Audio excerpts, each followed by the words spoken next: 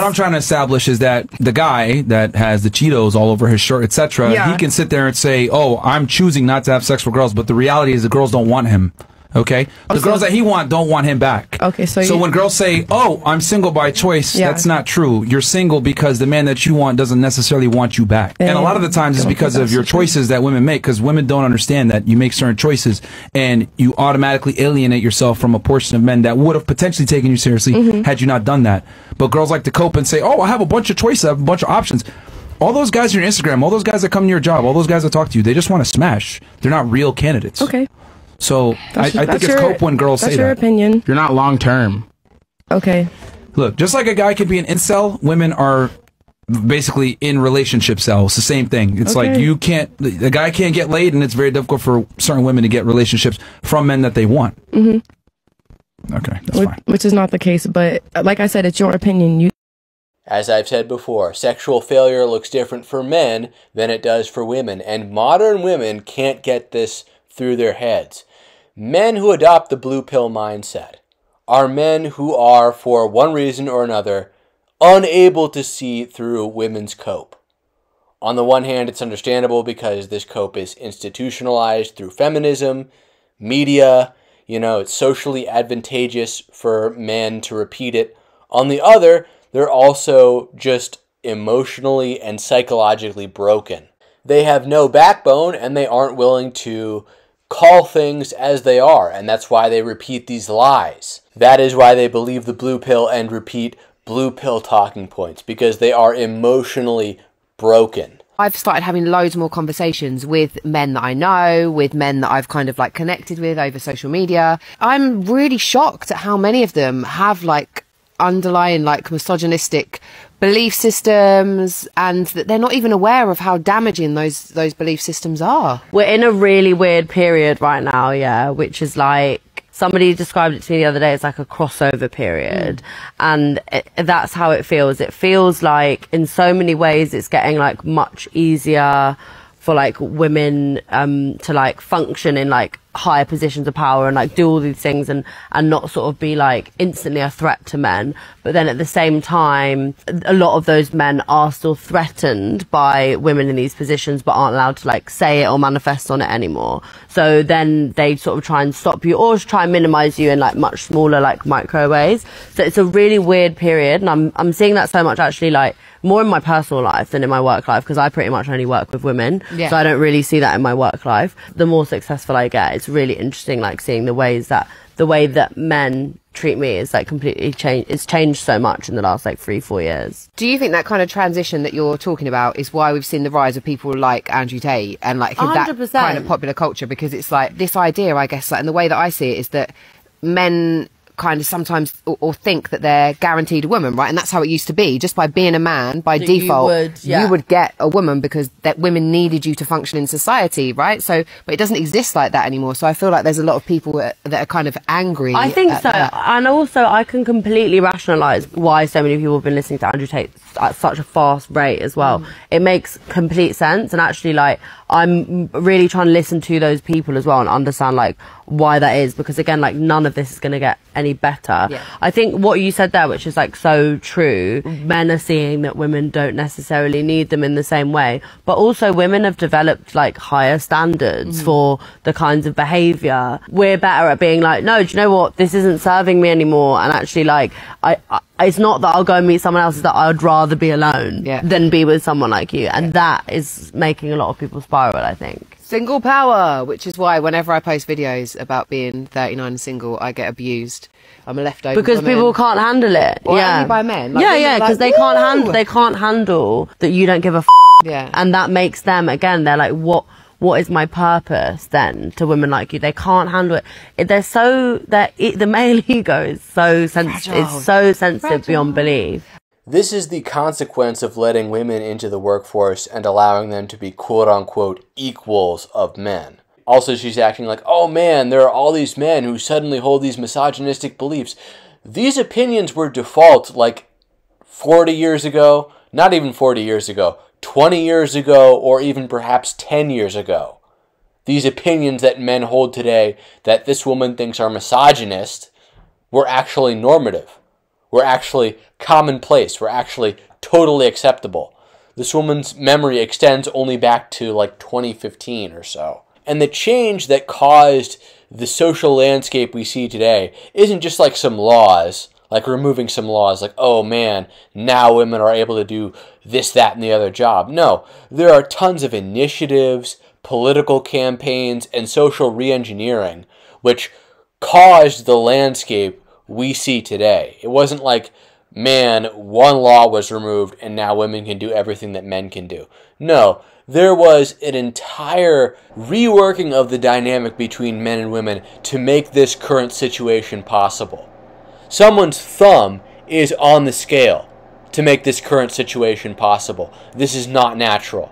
This is not normal. And then when you ask women like these, what is the solution to this problem? What is the solution for a man who doesn't make as much as a woman? What do you think her answer will be? She won't have one. Because the reality of the situation is, women who are alive around World War II made this devil's bargain. They believed that they could do literally everything men could do because some of them were sent to work in factories while most men were sent off either to fight or to work in facilities for the military. That gave women the impression that they could do literally anything a man could do. So they asked for all the rights and responsibilities of men, and men said, fine, we'll give it to you. And then all the men who returned from war, who were veterans, were given college degrees. So there was this new white-collar class, or an inflation of the white-collar class. So then all the men who returned from war, when the woman didn't feel like leaving their production line jobs, were instead given white-collar jobs through the GI Bill.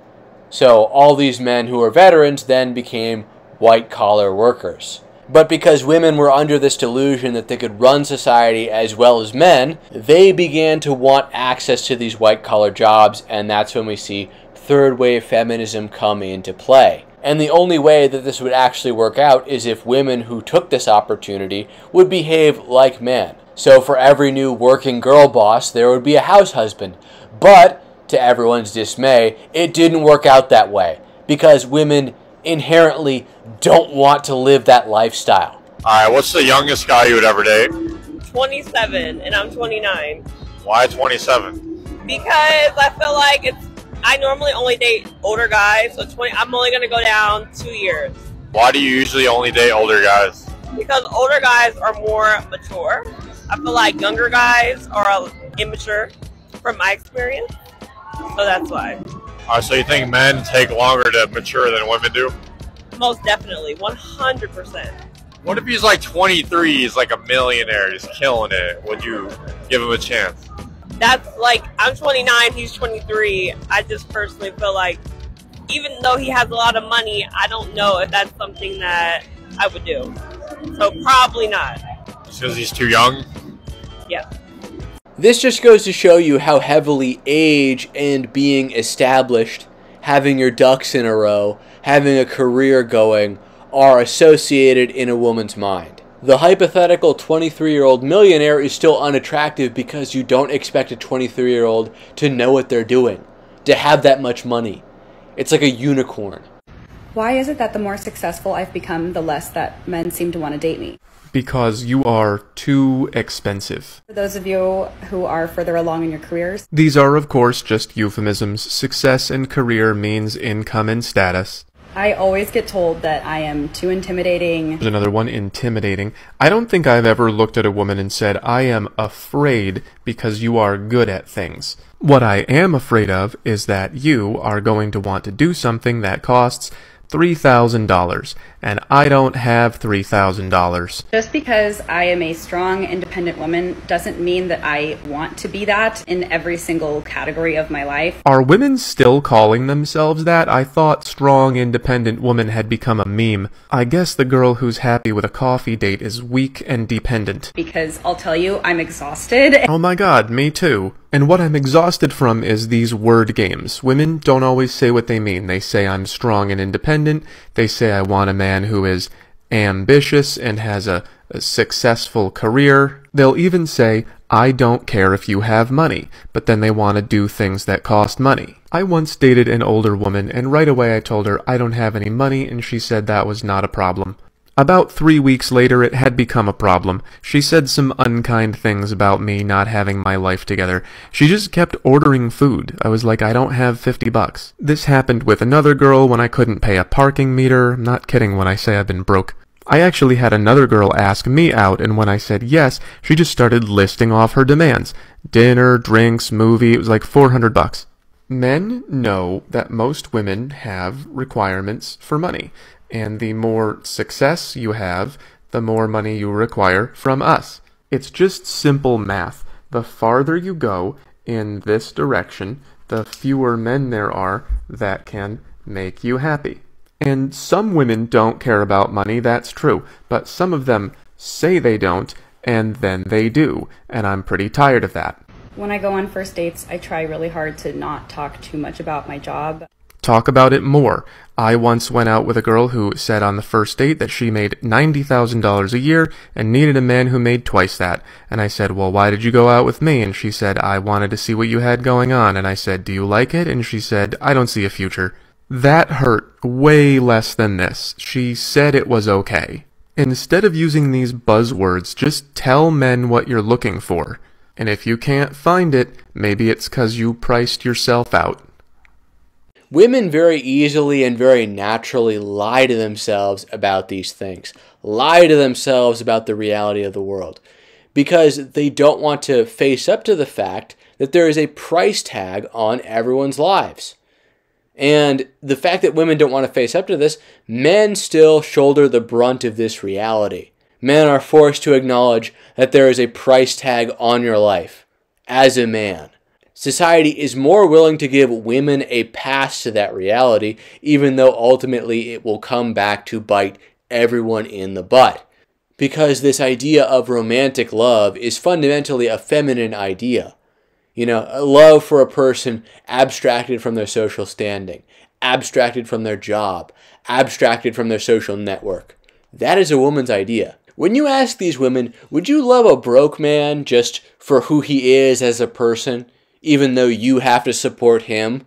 Some of them may say yes, but the answer ultimately is no. They lie to themselves because they feel obligated to maintain this illusion of consistency, because the whole conceit of feminism is that men and women are equal. That is not a flaw.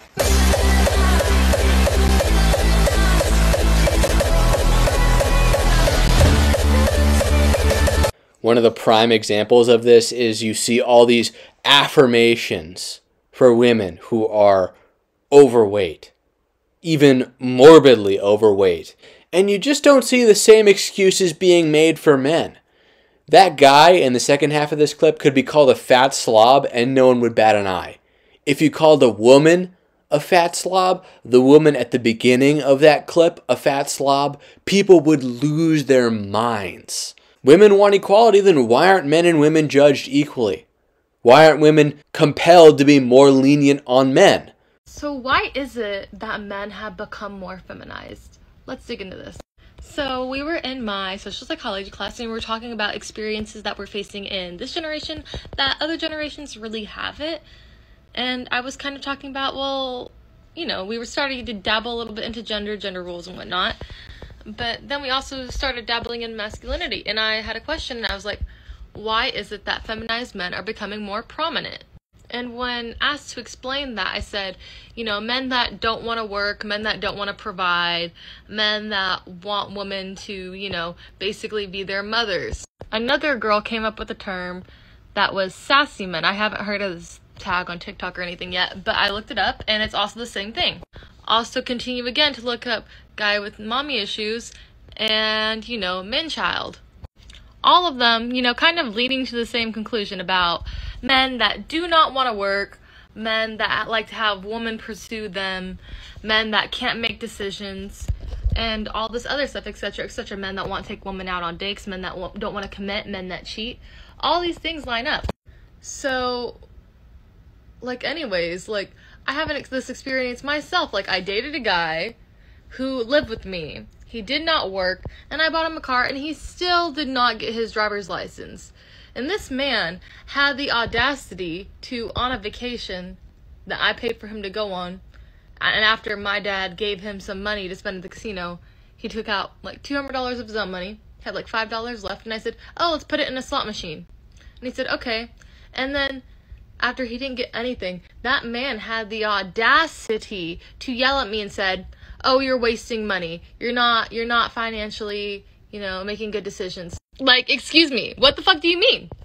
And so I was telling my social psych professor this, and he's like, I haven't heard of this. I'm going to look into it. So I'm just a bit curious if any other women have experiences with these feminized, man-child men, or these sassy men. And if you could just like kind of tell me like, what was some of the stupid shit that they did that you shouldn't let fly by?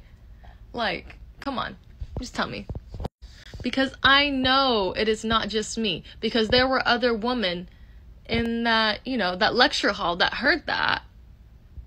And it's just hard to find it because there's not a specific label. But I know that there is such a movement that's going on. Because it's occurring so often now that whenever you explain it, women are able to relate. Oh man, it's almost like you shouldn't be in college because you totally upset the natural order of things. Man, it's almost like this is a totally dysfunctional system and landscape we live in, where people are unhappier than ever. People are miserable at unprecedented levels. Have these dysfunctional relationships that don't work because women don't like providing for men, and men who expect women to provide for them have mommy issues or something else wrong with them in their heads. And it wasn't 1950s patriarchy that created this state of affairs. It was third and fourth wave feminism that raised these men who treat women this way. And women are so brainless, so lacking in introspection, they can't even understand that. Feminists are in total control of the education system for at least the past 30 years, 40 years. And this is the result. And women are scratching their heads like, oh, I don't know where these sassy men came from. Where do you think? Where do you think, honestly? And the reason women don't collectively acknowledge that they were wrong is because they're too proud to do so. They're too proud to admit this was a mistake. The feminist project has gone awry. And as a result, we're headed for some pretty dark days ahead. There is no sign that these problems will resolve themselves anytime soon. Anyway, that's it for this video. If you liked it, please share it. That's the most important thing you can do. Share it on Reddit or another major social media site so we can get more eyes on this channel. Thank you very much. And Red Channels will catch you in the next one.